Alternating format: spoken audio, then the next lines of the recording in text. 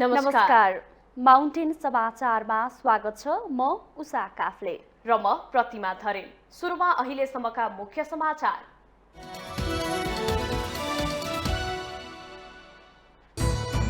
पोखरा अन्तर्राष्ट्रिय विमानस्थल सञ्चालनमा ठूला परियोजनामा लगानी गर्न चीनसँग प्रधानमन्त्री दाहालको आग्रह।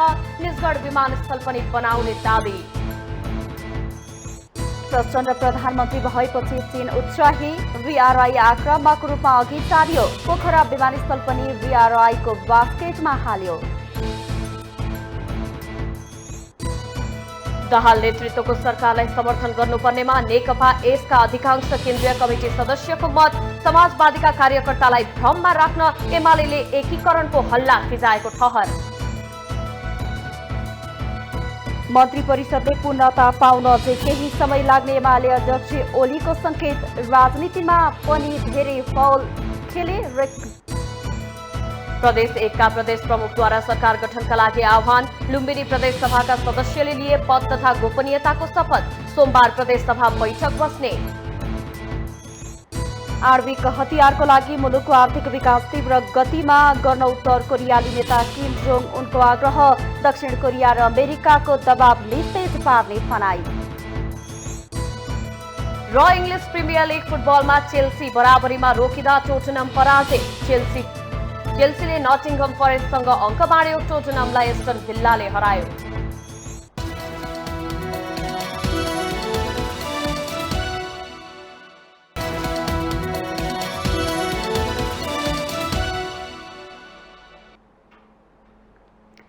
अब समाचार विस्तारमा। अंग्रेजी नयाँ वर्ष सन् 2023 को अवसर पारेर आइतबारदेखि पोखरा अन्तर्राष्ट्रिय विमानस्थल सञ्चालनमा आएको छ।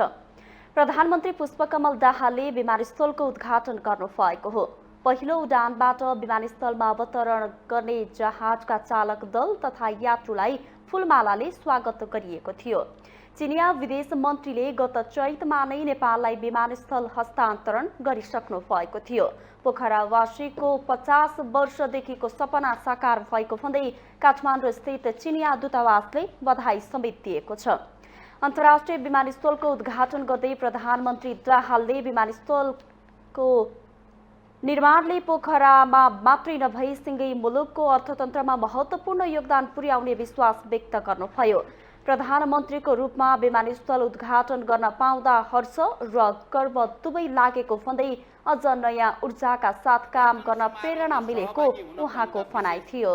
हर्ष र गर्वको महसुस भएको छ। मैले शान्ति सम्झौतामा आएदेखि नै र संघीय लोकतान्त्रिक गणतन्त्रको पहिलो प्रधानमन्त्री भएदेखि नै लगातार पोखरा अन्तर्राष्ट्रिय विमानस्थल निर्माणको बारेमा कास्कीका जनप्रतिनिधिहरू, यहाँका विभिन्न राजनीतिक दलका नेताहरू, कार्यकर्ताहरू, बुद्धिजीवीहरू, उद्योग व्यवसायीहरू र आम जनतासँग निरन्तर संवाद अन्तर्क्रिया गर्दै आएका ती दिनहरू म स्मरण गरेको छु। प्रधानमन्त्री दाहालले चिनिया रेल निर्माण प्रक्रिया चाँडै सम्पन्न गर्न चीन सरकार समक्ष अपिल गर्नुभयो। चीनको लगानीका ठूला परियोजनाहरूले नेपाली युवाहरूको रोजगारी र समृद्धिको आकांक्षा पूरा हुने उहाँको भनाइ थियो। प्रधानमन्त्री दाहालले निजगढ अन्तर्राष्ट्रिय विमानस्थलको निर्माण पनि छिट्टै सुरु गर्ने बताउनुभयो। त्यस्तै उपप्रधानमन्त्री तथा अर्थमन्त्री विष्णु पौडेलले विमानस्थलको सही र भरपूर सदुपयोग गरेर पोखरालाई पर्यटकहरूको केन्द्रको रूपमा विकास गर्न लाग्नुपर्ने बताउनुभयो।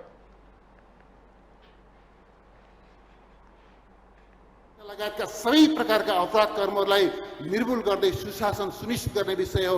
अब राष्ट्रको एजेन्डा विकास हो, समृद्धि हो र सामाजिक न्याय हो। राष्ट्रको एजेन्डा हामी आजको अवस्थाबाट समाजवादतर्फ, सामाजिक न्यायको मार्ग भएर समाजवादतर्फ कसरी अगाडि बढ्न सक्छौँ, यो राष्ट्रको एजेन्डा हो। म यहाँहरूसँग हार्दिकतापूर्वक आग्रह गर्न चाहन्छु, यो सरकार राजनीतिक स्थायित्वलाई सुनिश्चित गर्दै भ्रष्टाचार, कमिसन तन्त्र लगायतका यावत व्यक्तित्वहरूको डङ्गुरलाई सफा गर्दै सुशासन सुनिश्चित गर्दै विकास समृद्धि र सामाजिक न्यायको मार्गबाट समाजवादतर्फ अविचलित भएर दृढताका साथ अगाडि बढ्नेछ। उपप्रधानमन्त्री पौडेलले मुलुकको अर्थतन्त्रलाई लयमा फर्काउने काममा आफूहरू सफल हुने दावी गर्नुभयो। विमानस्थल उद्घाटन भए पनि अन्तर्राष्ट्रिय विमानस्थलबाट अन्तर्राष्ट्रिय उडान सुरु गर्न कम्तीमा 2 महिना समय लाग्ने देखिएको छ। सुरुमा आन्तरिक उडान हुने र त्यसका लागि आवश्यक सबै तयारी सम्पन्न भइसकेको छ, तर अझै केही प्राविधिक पाटा सल्टाउन बाँकी रहेका कारण अन्तर्राष्ट्रिय उडान सुरु हुन भने समय लाग्नेछ। 2500 मिटर लामो धावन मार्ग रहेको अन्तर्राष्ट्रिय विमानस्थल भए पनि पोखरामा न्यारो बडी विमान मात्रै अवतरण गर्न मिल्नेछ।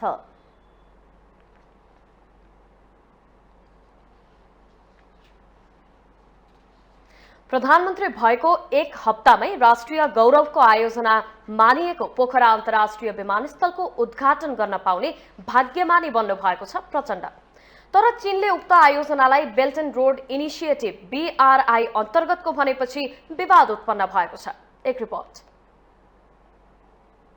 नेपाल स्थित चिनिया दूतावासले शनिबार नै ट्विट गर्दै पोखरा विमानस्थल चीन नेपाल BRI सहयोग अन्तर्गत भनी उल्लेख गरेको छ, जबकि नेपालमा BRI अन्तर्गतका आयोजनाहरू अगाडि बढेका हुन् या होइनन् भन्ने प्रश्न छैन। यसअघिको शेरबहादुर देउवा नेतृत्वको सरकारले चिनिया पक्षधरलाई BRI अनुदान भए मात्र लिने, ऋण नलिने जवाफ दिएको थियो।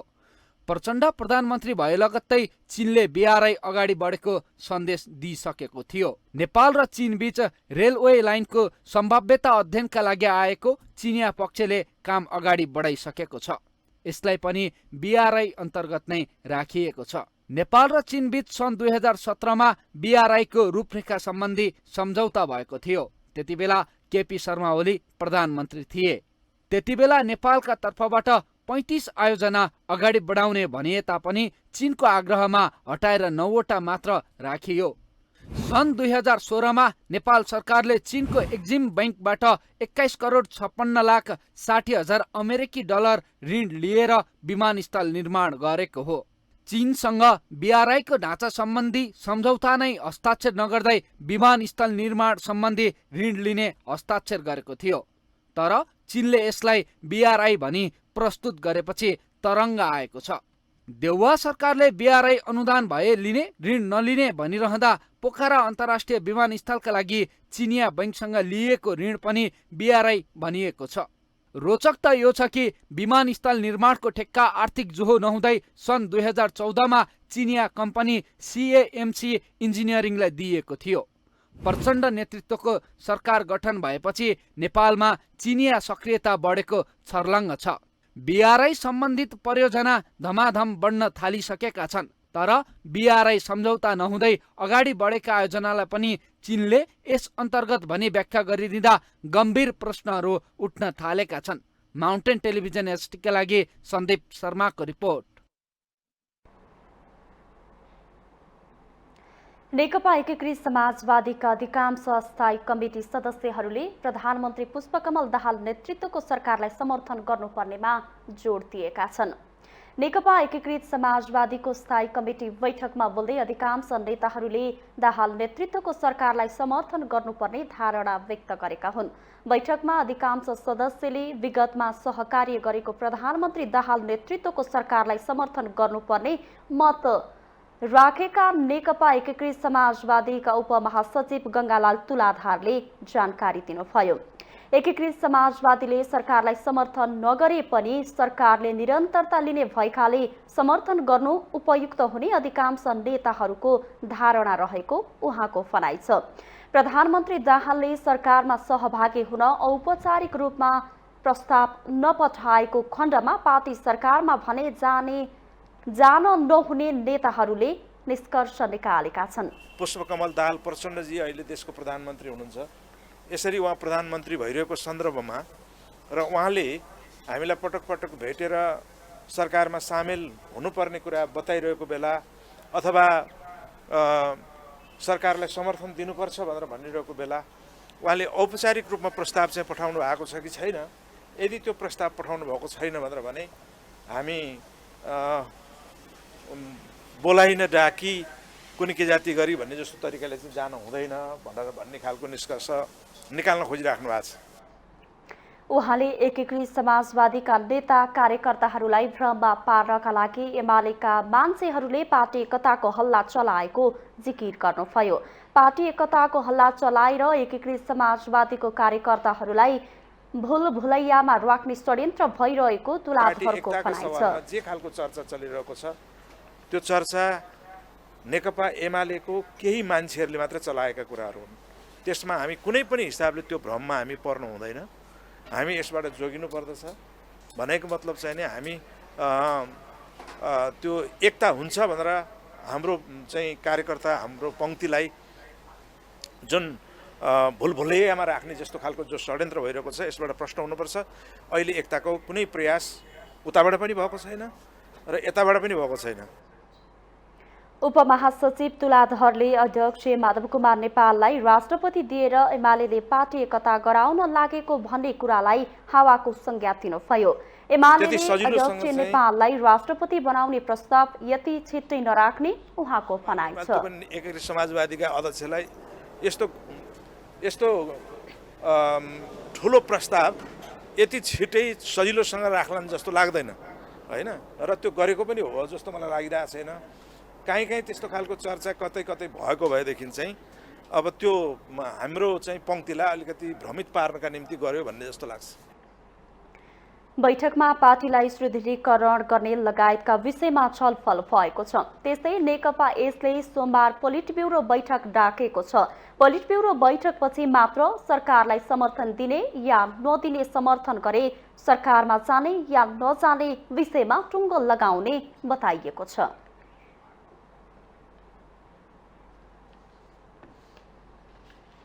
समाजवादमा विश्वास गर्ने केही राजनीतिक शक्तिहरूबीच चुनाव अगाडि नै एकीकरणको चर्चा थियो, तर त्यो चर्चा त्यत्तिकै सेलायो। चुनाव लगत्तै नयाँ राजनीतिक घटनाक्रम विकास भएपछि एकीकरणको चर्चा फेरि चुलिएको छ। चर्चा गरे जस्तै एउटै समाजवादी केन्द्रमा ती दलहरू समाहित हुन सक्लान् त? एक रिपोर्ट। नेकपा माओवादी केन्द्र, नेकपा एकीकृत समाजवादी र जनता समाजवादी पार्टी नेपाल आफूलाई समाजवादको पक्षधर भन्दै आएका छन्। नेकपा यसले त समाजवादलाई गन्तव्य नै बनाइसकेको छ। यस कारण पनि यी दलहरूबीच एकीकरणको चर्चा चल्ने गरेको छ। यसपटक माओवादी, नेकपा एसा र जसपा बीच एकीकरणका लागि पहल सुरु भएको छ, तर यसबारे प्रष्ट खाका बनिसकेको छैन। यी दलका नेताहरूको यसबारे फरक धारणा रहिआएको छ। एकीकरणका लागि सामान्य कुराहरू भइरहेको र केही कुरा मिलेको खण्डमा पहिलो चरणमा वाम एकता गर्ने र त्यसपछि तीन दलबीच एकीकरण हुने गरी पहल गर्ने नेताहरूले बताएका छन्। केही पार्टीहरूले हामीसँग सहकार एकता गर्न चाहेकै छन्। अहिले त्यसको नाम नभनौँ, नाम भन्यो भने तपाईँलाई वातावरण बिग्रिन पनि सक्छ। तर त्यसरी सहकार एकीकरण गर्न चाहने पार्टीको लागि एउटा वार्ता समिति हामीले यही राजनीतिक समितिको बैठकबाट निर्णित गर्नेछौँ र केही साथीलाई त्यो वार्ताको जिम्मेवारी दिएपछि वार्ताका कुराहरू अगाडि बढ्लान्। भोलि हाम्रो पार्टीको आकार बढाउनको लागि कुनै पनि पार्टी आउन चाह्यो भने हाम्रो लागि सुखद कुरा हो। माओवादी र नेकपा यस कम्युनिस्ट पार्टी हुन्, जसपा भने गैर कम्युनिस्ट पार्टी हो। यसकारण यी तीन शक्ति एक हुन या त कम्युनिस्ट सिद्धान्त दुई दलले त्याग्नुपर्छ या त जसपाले कम्युनिस्ट सिद्धान्त स्वीकार्नुपर्छ। यो आफैमा कठिन विषय हो। अहिले सरकारमा मन्त्रालय बाँडफाँडको विषय घनीभूत चलिरहेको छ। यसकारण पनि अहिले नै समाजवादी बीच एकीकरणको विषय अगाडि बढिहाल्ने बताउनुहुन्छ माओवादी नेता गणेश शाह। नेकपा यसलाई चाहिँ यो सरकारमा सम्मिलित हुनको लागि चाहिँ हामीले अनौपचारिक र वास्तवमा बनाउँछ भने औपचारिक रूपमा पनि हाम्रो पदाधिकारीहरूको बैठकले चाहिँ उहाँहरूलाई पनि ल्याउनको लागि चाहिँ पहल गर्नु पर्यो भने चाहिँ हाम्रो अध्यक्षले हाम्रो त्यो टिमहरू जो जसले के वार्ताहरू गरिरहेको छ उहाँहरूले चाहिँ अनुरोध गरेको छ र उहाँहरूले चाहिँ नेकपा यससँग वार्तामा हुनु। पार्टी एकीकरणका लागि तीनवटै दल सकारात्मक देखिएमा कुरा अघि बढ्न सक्ने नेताहरूको तर्क रहेको छ। नेकपा एकीकृत समाजवादीको यस अघिको बैठकमा पनि समाजवादी केन्द्र स्थापना बारे छलफल भएको खुलेको छ, तर बैठकमा एउटा कुनै दलसँग एकीकरण नगर्ने वाम एकताका लागि पहिले छलफल गर्ने बहस भएको बताउनुहुन्छ नेकपा यसका नेता गङ्गालाल तुलाधर। हाम्रो पार्टी पुनर्गठन अभियानमा डे 1 देखि नै हामीले जति बेला पार्टी स्थापना गऱ्यौँ त्यति बेलादेखि नै बृहत्तर वाम एकताको कुरा चाहिँ हामीले त्यसको पहल कदमी हामीले नै लिनुपर्छ भनेर भनेका हौँ र त्यो गरिरहेका छौँ। त्यसै क्रममा चाहिँ नि 5-7वटा त्यस्ता साना ठुला दलहरूसँग हामीले एकीकरण पनि गऱ्यौँ हैन, एकीकृत पनि भएका छौँ र त्यो प्रक्रिया र त्यो अभियान अहिले पनि जारी छ। त्यसैले चाहिँ हामी कुनै एउटा दलसँग चाहिँ अहिले एकता गर्ने खालको कुराको लागि लालयित हुने भन्दा पनि बृहत्तर वाम एकताको पहल गर्ने र त्यसको अगुवाई हामीले नै गर्ने भन्ने कुरा चाहिँ हामी छौँ, अहिले पनि छौँ। नेकपा एस र जसपा बीच एकताको भित्री तयारी भइरहेको छ। यसका लागि जसपा अध्यक्ष उपेन्द्र यादवको नेकपा एसका अध्यक्ष माधव कुमार नेपालसँग कुराकानी पनि भएको छ। मुख्य दलहरूभन्दा निकै कमजोर देखिएपछि साना बनेका शक्तिहरू विभिन्न नाममा एक हुन खोजिरहने नेपाली राजनीतिको परिपाटी नै हो। अहिले तेस्रो बलियो शक्ति बन्न समाजवादी केन्द्र निर्माणको पहल प्रचण्ड, माधव नेपाल र उपेन्द्र यादव निकटले गरिरहेका छन्। माउन्टेन टेलिभिजन एसडीका लागि लक्ष्मी प्रसाद नेउपानेको रिपोर्ट। प्रतिनिधि सभाका ज्येष्ठ सदस्य पशुपति शमशेर राणाले यही पुस 22 गतेका लागि सर्वदलीय बैठक बोलाउनु भएको छ। पहिलो बैठकका लागि एजेन्डा तय गर्न भन्दै राणाले 22 गतेका लागि सर्वदलीय बैठक बोलाउनु भएको हो। बैठकमा पार्टीका सचेतक र संसदीय दलबाट प्रतिनिधिलाई बोलाइएको छ। स्वतन्त्र सांसदहरूलाई समेत बोलाइएको बैठकले सभामुख चयन, सरकारले विश्वासको मत लिने तयारी, राष्ट्रपतिको सम्बोधन लगायतका विषयमा छलफल गर्ने बताइएको छ।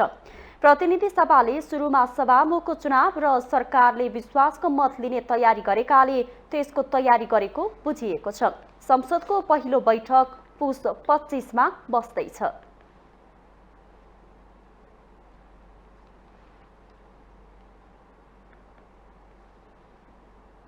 माउन्टेन समाचारमा पालो भएको छ ब्रेकको।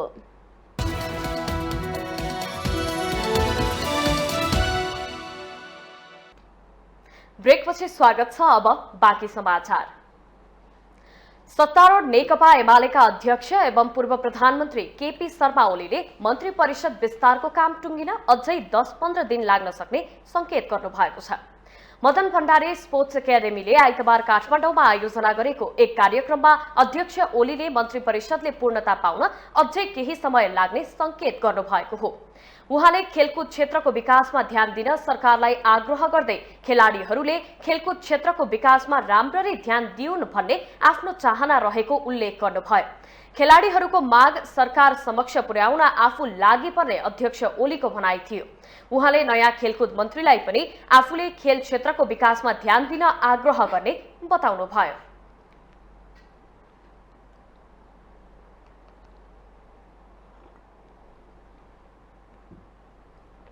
सरकारले राम्ररी हेरेको छैन भन्ने कुरा म तपाईहरुको यो अभिव्यक्ति कि हेरोस् भन्ने चाहना र यो माग यसलाई सरकार समक्ष पुर्याउँछु। अहिले त खेलकुद मन्त्री नै छैन। केही दिनभित्र भन्दा पनि 10-15 दिन लाग्न पनि सक्छ खेलकुद मन्त्री आउन। तर 10-15 दिन पछि भए पनि म खेलकुद मन्त्री जो बन्ला उसलाई पनि यो तपाईहरुको कुरा भन्छु कि खेलाडीहरूको भनाइ छ खेल क्षेत्रलाई सरकारले हेरोस्, यो कुरा पनि म राख्छु। अध्यक्ष ओलीले राजनीतिमा पनि धेरै फाउल खेल्नेले रेड कार्ड पाउने टिप्पणी गर्नुभयो। प्रतिकूल परिस्थितिलाई अनुकूल बनाएर अघि बढेका कारण पेले विश्वका सर्वाधिक लोकप्रिय फुटबल खेलाडी भएको उल्लेख गर्दै उहाँले त्यसबाट सिकेर नेपाली खेलाडीहरूले पनि आफूलाई अगाडि बढाउनु पर्ने धारणा राख्नुभयो। त्यस अवसरमा अध्यक्ष ओलीले एकाडेमीलाई अक्षय कोष स्थापना गर्न ढिलाइ नगर्न आग्रह गर्दै आफूले 2 लाख नगद राशि सहयोग गर्ने घोषणा गर्नुभयो।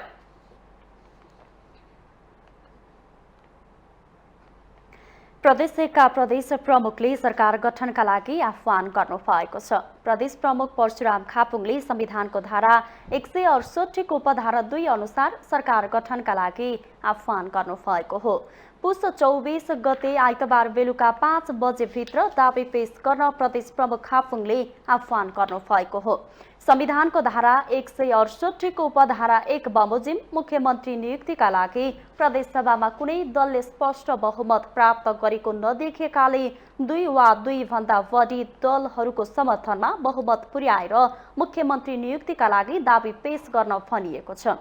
93 सदस्यीय प्रदेशसभामा नेकपा एमालेका 40, नेपाली कांग्रेसका 29, नेकपा माओवादी केन्द्रका 13, राप्रपाका 6, नेकपा एकीकृत समाजवादीका 4 र जसपाका 1 जना सांसद छन्। सरकार गठनका लागि 47 जना सांसदको समर्थन आवश्यक पर्छ। प्रदेश 1 को पहिलो अधिवेशन पनि आइतबारबाटै सुरु भएको छ। अहिले प्रदेश 1 मा नेकपा यसका राजेन्द्र कुमार राई मुख्यमन्त्री रहेका छन्।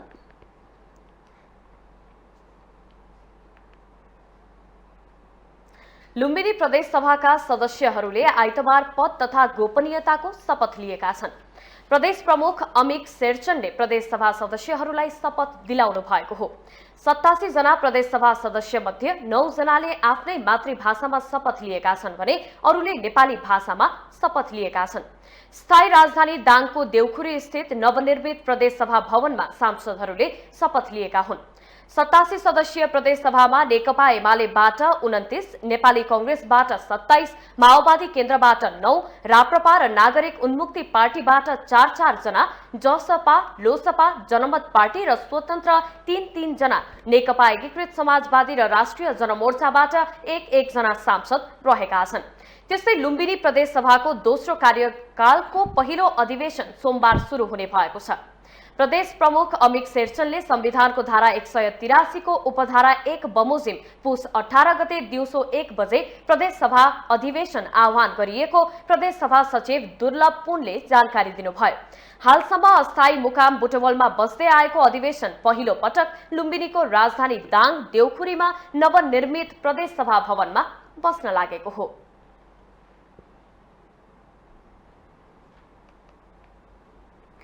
विश्वका हरेक देशको आफ्नै राष्ट्रिय पोशाक हुन्छ जसले त्यो देशको पहिचान र संस्कृति झल्काउँछ। तर पछिल्लो समय नेपाली युवा पुस्ताले राष्ट्रिय पोशाकको गरिमा र महत्त्वलाई भुल्न थालेको देखिएको छ। विदेशी लवाई खवाईको नक्कल गर्दा अन्तर्राष्ट्रिय क्षेत्रमा नेपाली पहिचान सङ्कटमा पर्न थालेको महसुस हुन थालेको छ। गुम्नै थालेको मौलिकता र संस्कृतिको जगेर्ना गर्न अंग्रेजी नयाँ वर्षको दिन पारेर नेपालमा 2070 सालदेखि राष्ट्रिय पोशाक तथा टोपी दिवस मनाउन थालिएको छ। एक रिपोर्ट। विश्वका अधिकतम देशहरूले आफ्नो संस्कृति र मौलिकतालाई बिर्सिरहेका बेला नेपालमा पनि यसको प्रभाव पर्न थालेको छ। सामान्यदेखि राष्ट्रिय स्तरसम्म विदेशी लत्ता कपडाहरूको प्रयोग बढ्न थालेको छ। यस्तोमा केही युवाहरूको अगुवाईमा आफ्नै संस्कृति र मौलिकतालाई जोगाउनका लागि अभियान नै सञ्चालनमा आएका छन्।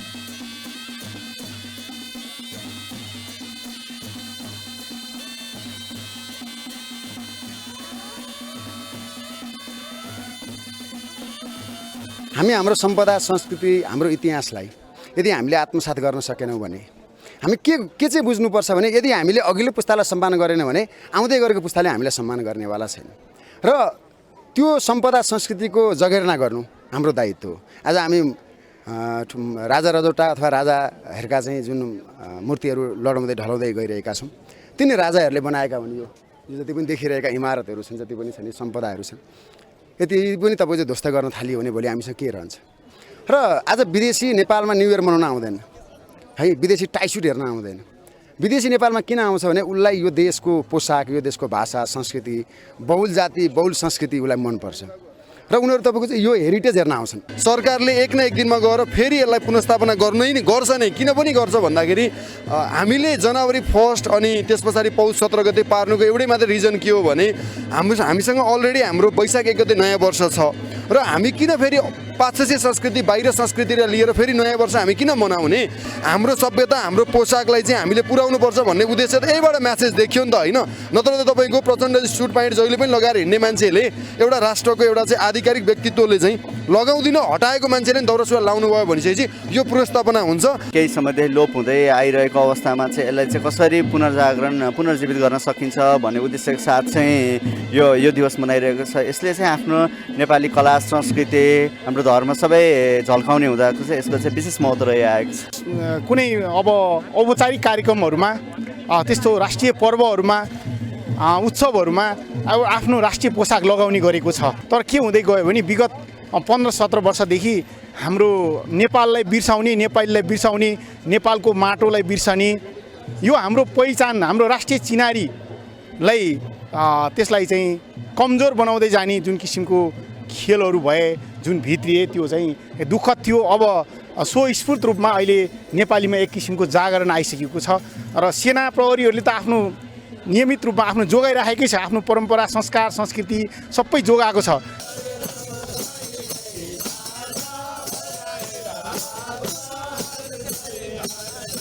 देशमा पश्चिमा संस्कृतिले स्थान पाइरहँदाखेरि नेपालमा आफ्नै संस्कृति र मौलिकतालाई जोगाइराख्नका लागि 2070 सालदेखि मेरो शान मेरो पहिचान राष्ट्रिय पोसाक संरक्षण अभियान सञ्चालनमा आए पनि यसलाई जोगाउनका लागि राष्ट्रिय स्तरबाट नै पहल गर्न आवश्यक देखिन्छ।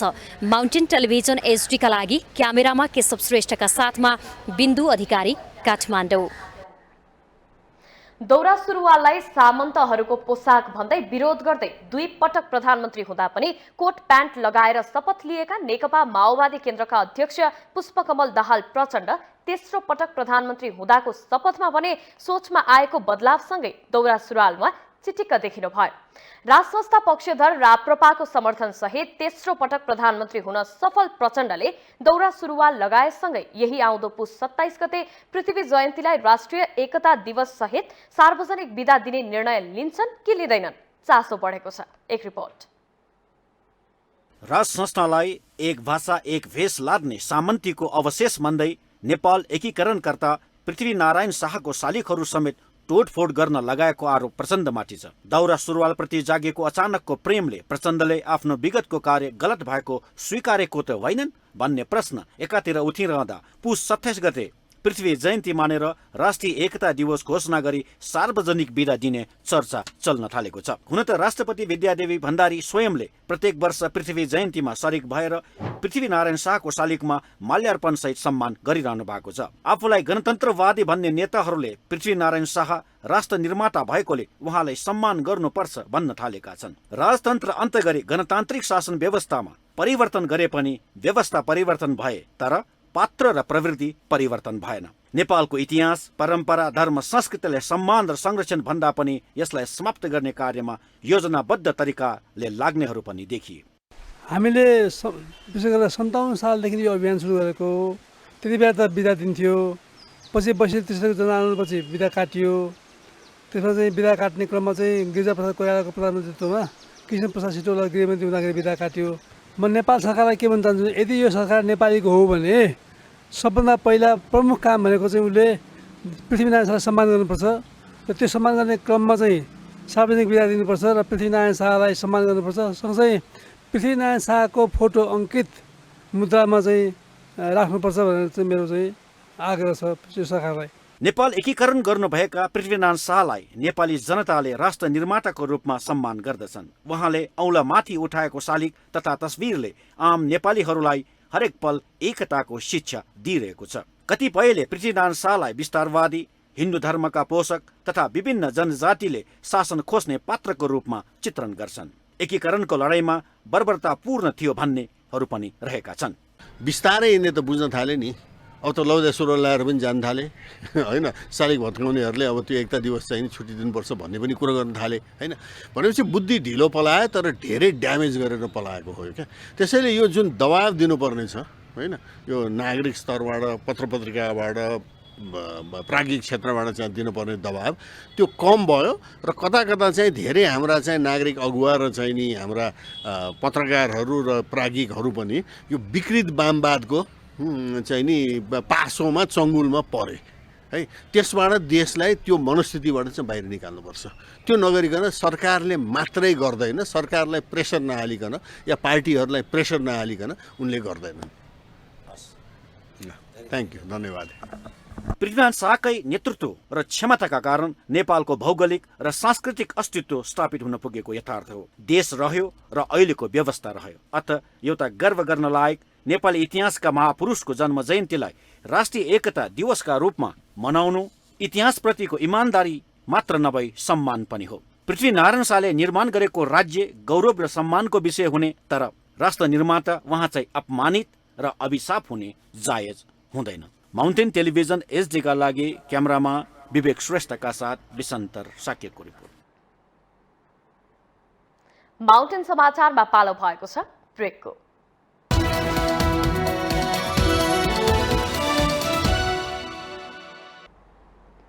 ब्रेकपछि स्वागत छ। अब बाँकी समाचार। चिसो बढेसँगै बालबालिकामा रुगा, खोकी, छातीमा खराबी हुने समस्या देखिने गर्दछ, तर केहीलाई भने वान्ता र पखाला पनि हुन सक्छ, जसलाई चिकित्सकीय भाषामा भाइरल डायरिया र आम भाषामा कोल्ड डायरिया भनिन्छ। के कारणले हुन्छ कोल्ड डायरिया र कसरी गरिन्छ यसको उपचार?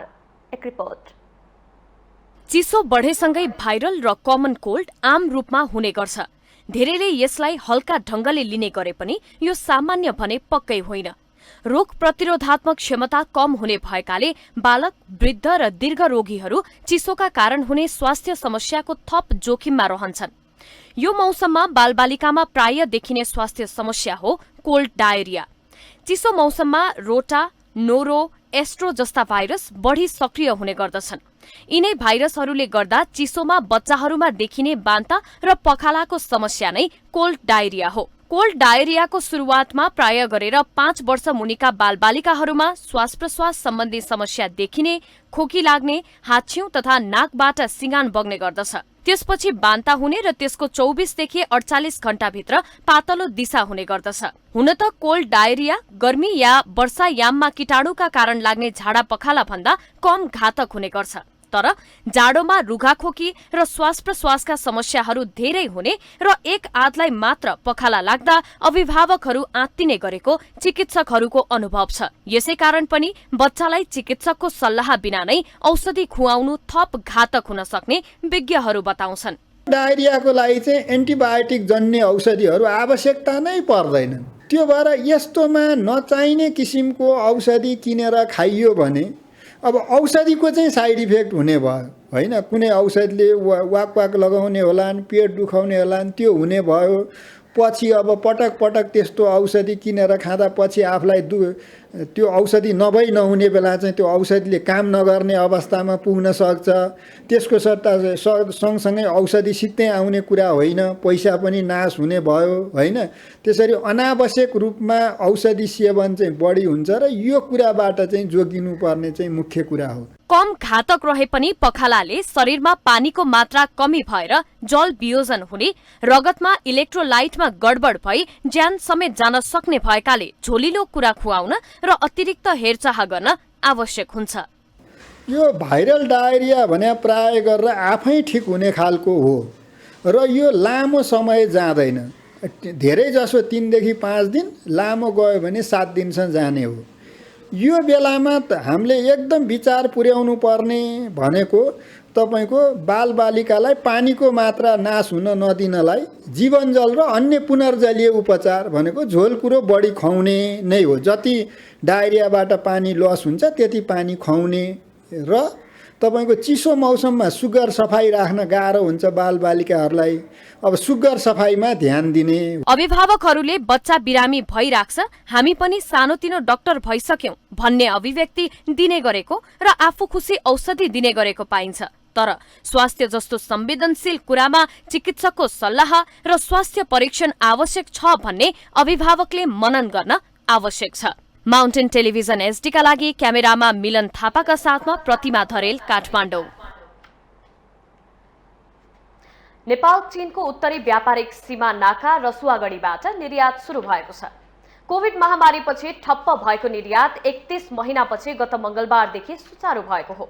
रसुवागढी सँगै अन्य नाका पनि दुईतर्फी सञ्चालनको तयारी हुँदा दुई देशबीचको व्यापारमा वृद्धि हुने आशा पलाएको छ। एक रिपोर्ट। चीनले भन्सार नाकामा सहजीकरण गर्न थालेसँगै व्यवसायीहरू उत्साहित बनेका छन्। देशको राजस्व सङ्कलनमा पनि वृद्धि हुने देखिएको छ। चालु आर्थिक वर्षको 5 महिनाको वैदेशिक व्यापार हेर्दा मङ्सिरसम्म 664 अर्बको वस्तु आयात भएको छ भने 67 अर्ब 30 करोड 45 लाख रुपियाँ बराबरको वस्तु तथा सेवा नेपालबाट निर्यात भएको भन्सार विभागको तथ्याङ्क छ। चालु आर्थिक वर्षको लागि 668 अर्ब राजस्व सङ्कलनको लक्ष्य रहेको भन्सार विभाग बताउँछ। मङ्सिर महिनासम्म विभागले 257 अर्ब राजस्व सङ्कलन गर्नुपर्ने भए पनि हालसम्म 157 अर्ब अर्थात् 61% मात्र राजस्व उठेको छ।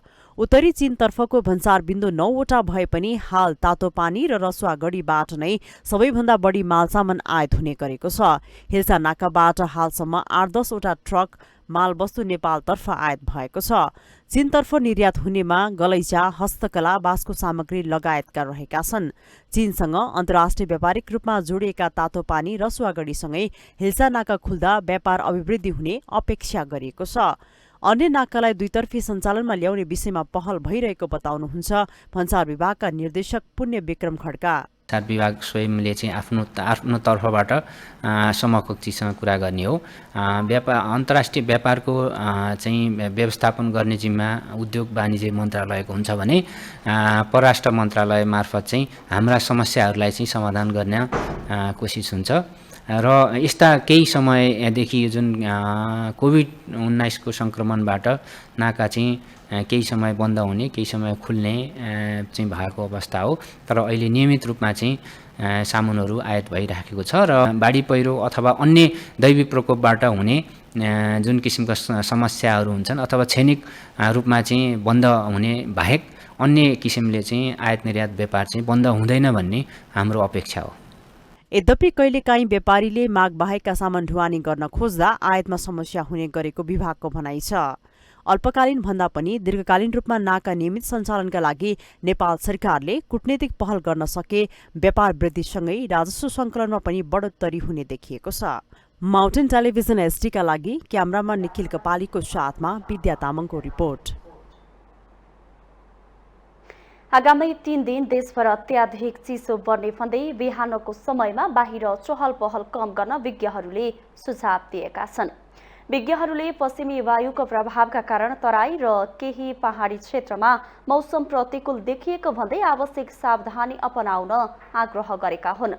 पछिल्लो केही दिन यता देशभर बाक्लो हुस्सु लाग्ने चिसोको उतार चढाव भइरहेको छ। आगामी 3 दिनसम्म देशका अधिकांश स्थानमा शीतलहरको सम्भावना रहेकाले आवश्यक सावधानी अपनाउन विज्ञहरूको सुझाव छ।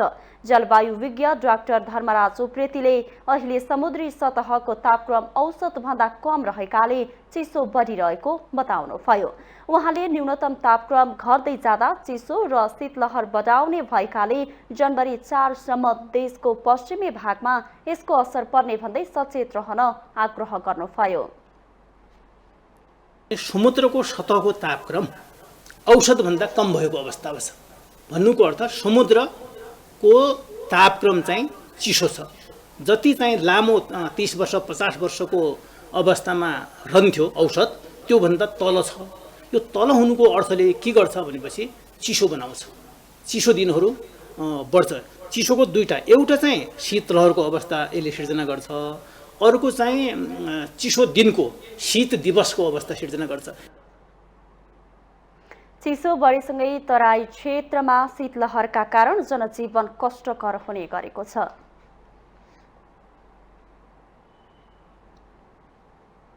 इन्डियन ऑयल कर्पोरेसन लिमिटेड आईओसीले नेपाल आयल निगमलाई इन्धनको मूल्य बढाएर पठाएको छ। अन्तर्राष्ट्रिय बजारमा प्रशोधित इन्धनको मूल्य बढेपछि आईओसीले पनि मूल्य बढाएर पठाएको नेपाल आयल निगमले जनाएको हो। नयाँ सूची अनुसार पेट्रोल, डिजल, हवाई इन्धनसँगै खाना पकाउने एलपी ग्यासको मूल्य समेत बढेको छ। आईओसीको नयाँ मूल्य सूचीमा पेट्रोलको भाव प्रति लिटर ₹2.54, डिजेलमा ₹2.95, हवाई इन्धनमा ₹4.13 र ग्यासमा प्रति सिलिन्डर ₹78.22 बढेर आएको निगमले जनाएको छ। निगमका अनुसार हाल आईओसीलाई तिर्नुपर्ने बक्यौता रकम करिब 11 अर्ब रुपैयाँ रहँदा सरकारलाई तिर्नुपर्ने ऋण 7 अर्ब रहेको छ। केही समय अगाडि मात्र आईओसीले इन्धनको मूल्य घटाएपछि नेपाल आयल निगमले पनि मूल्य घटाएको थियो।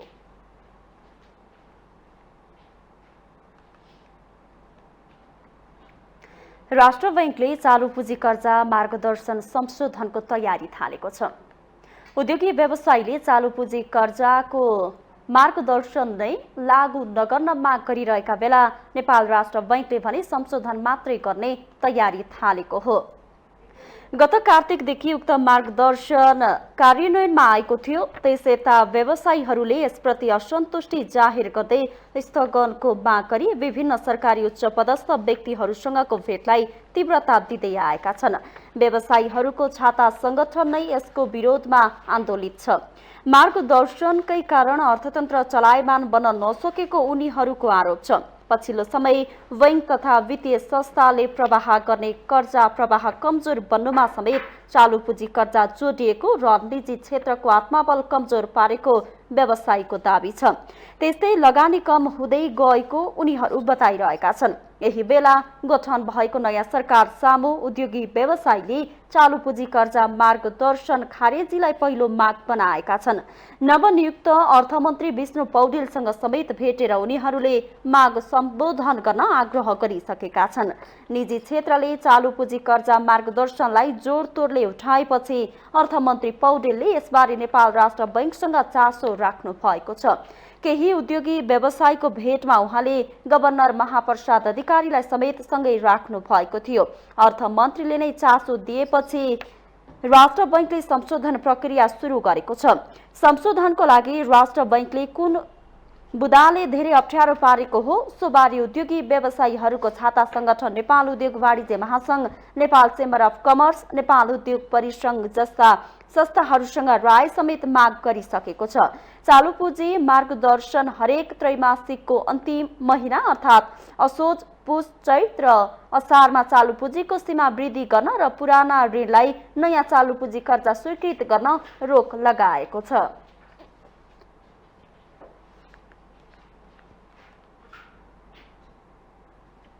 हामीसँग आर्थिक, अन्तर्राष्ट्रिय र खेल समाचार बाँकी नै छन्। माउन्टेन समाचारमा पालो भएको छ ब्रेकको।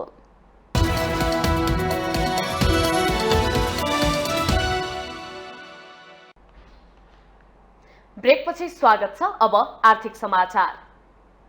आर्थिक समाचारको साथमा जगदम्बा सुपर साइन तथा ग्याल्बा प्लस जीवनभरको भरोसा प्रस्तुत छ। रिद्धि सिद्धि सिमेन्ट गुणस्तरको नयाँ स्तर।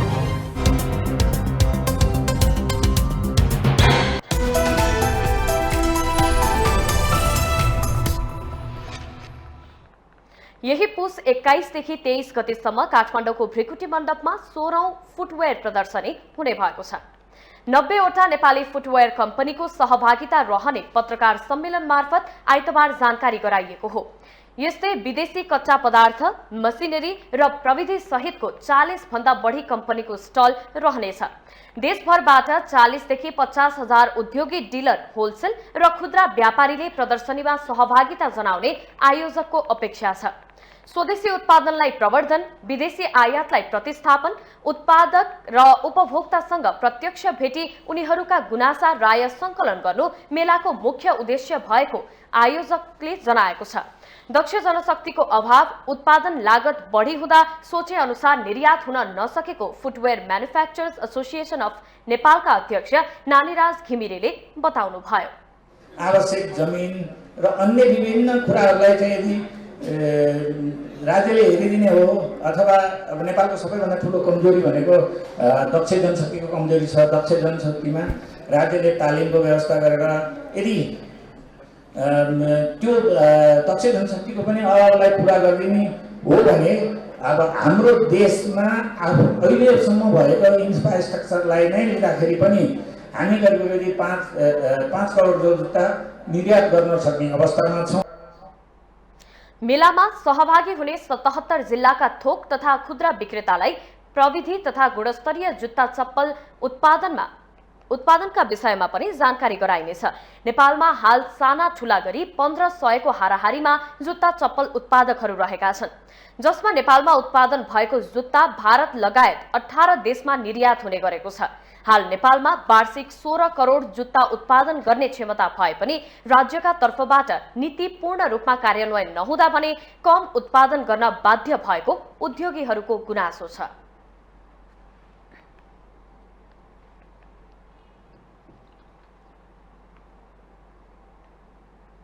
अब पालो अन्तर्राष्ट्रिय समाचारको।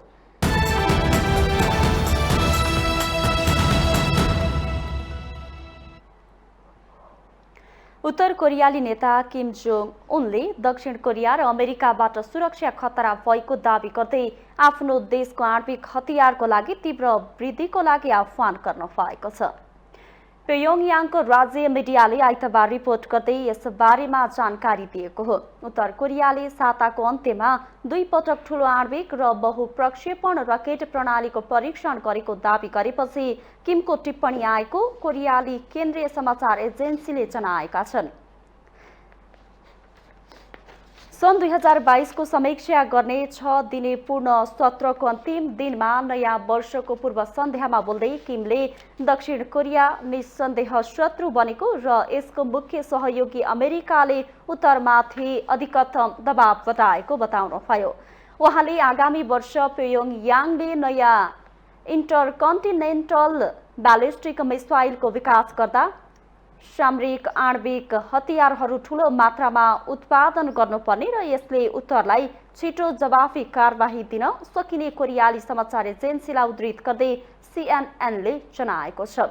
किमको टिप्पणी 1 वर्षको अन्त्यमा आएको छ जसमा उहाँको शासनकालमा उत्तर कोरियाको इतिहासमा कुनै पनि समयभन्दा बढी गत वर्ष क्षेप्यास्त्र परीक्षण भएको छ।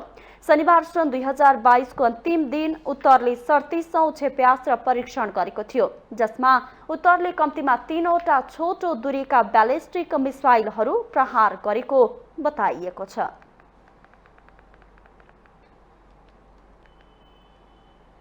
अंग्रेजी नयाँ वर्ष सन् 2023 लाई विश्वका विभिन्न मुलुकमा धुमधामका साथ स्वागत गरिएको छ। युरोप र अफ्रिकामा विशाल भीड जम्मा भयो भने मध्यपूर्व र एसियाका कैयौं शहरमा पनि नयाँ वर्षको उपलक्ष्यमा विभिन्न कार्यक्रम गरिएका छन्। उत्तर र दक्षिण अमेरिकामा पनि नयाँ वर्षको अवसरमा ठूलो उत्सव मनाइँदैछ। अघिल्ला 2 वर्षमा कोभिड महामारीका कारण नयाँ वर्षका कार्यक्रमहरू प्रभावित भएका थिए। विश्वका विभिन्न मुलुकमा रंगी चंगी वातावरण देखियो।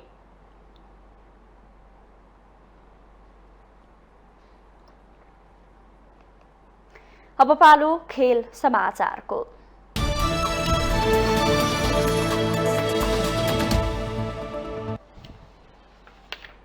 इंग्लिश प्रिमियर लीग फुटबलमा चेल्सी बराबरीमा रोकिँदा टोटनह्याम पराजित भएको छ।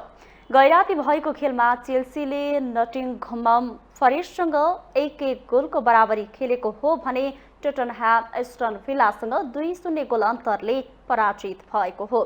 चेल्सीले सुरुवाती 1 गोलको अग्रता जोगाउन नसक्दा बराबरी खेल्नु परेको हो। खेलको 16औं मिनेटमा रहिम स्टर्लिङले गोल गर्दै चेल्सीलाई सुरुवाती अग्रता दिलाए पनि खेलको 63औं मिनेटमा स्पेर्सी औरिएरले गोल गर्दै फरेस्टका लागि बराबरी गोल गरेका हुन्। बराबरीसँगै 16 खेलमा 25 अङ्क जोडेर चेल्सी 8औं स्थानमा रहेको छ। यसैगरी इमी बुएन्डिया र डगलास लुइजले 1-1 गोलसँगै एस्टन विलाले टोटनह्यामलाई 2-0 ले हराएको हो। खेलको 50औं मिनेटमा बुएन्डियाले गोल गर्दै एस्टनलाई सुरुवाती अग्रता दिलाए। 73औं मिनेटमा लुइजले गोल गर्दै एस्टन विलालाई 2-0 को जित दिलाए। जितसँगै 17 खेलमा 21 अङ्क जोडेको एस्टन विला लीग तालिकाको 12औं स्थानमा रहेको छ। टोटनह्याम 30 अङ्क जोडेर 5औं स्थानमा रहेको छ।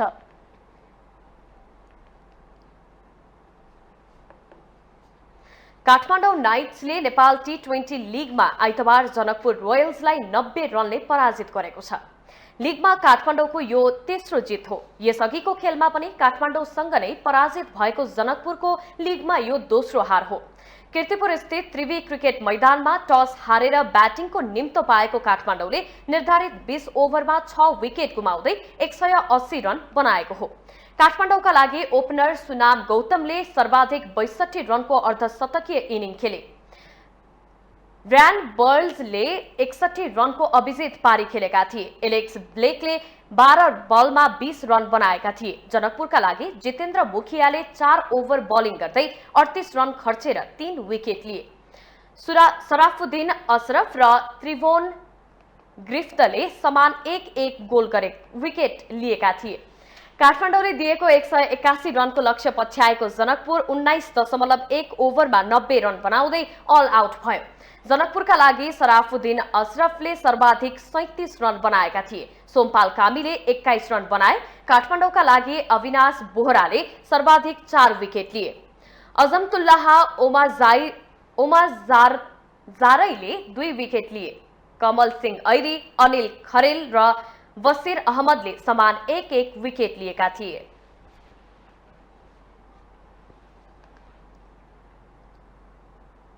माउन्टेन समाचारमा पालो भएको छ ब्रेकको।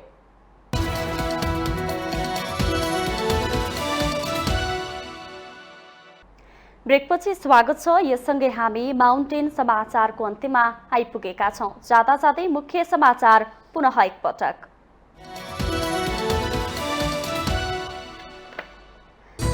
पोखरा अन्तर्राष्ट्रिय विमानस्थल सञ्चालनमा ठूला परियोजनामा लगानी गर्न चीनसँग प्रधानमन्त्री दाहालको आग्रह। निजगढी विमानस्थल पनि बनाउने दाबी।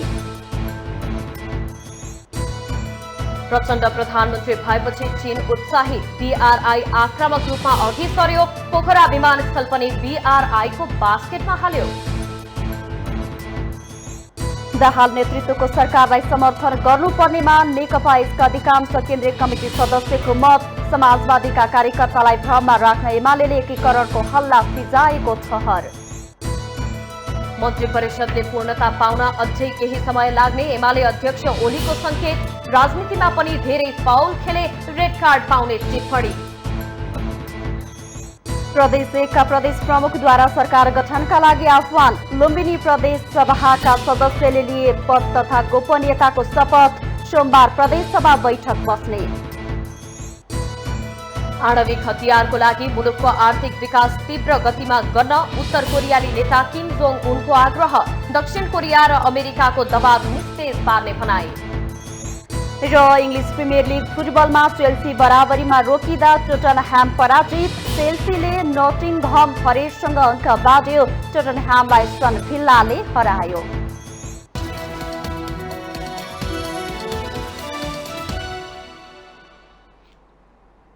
माउन्टेन समाचार अहिलेलाई सकियो। सत्य, तथ्य र निष्पक्ष समाचारका लागि माउन्टेन टेलिभिजन एचडी हेर्दै रहनुहोला। नमस्कार।